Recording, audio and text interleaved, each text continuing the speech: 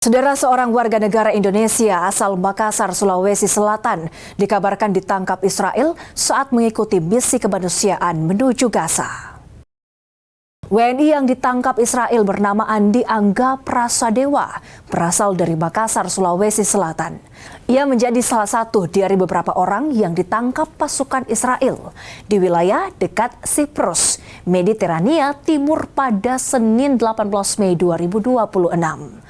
Mereka diketahui sedang membawa bantuan kemanusiaan menuju jalur Gaza bersama rombongan Global Sumut Flotilla atau GSF 2.0.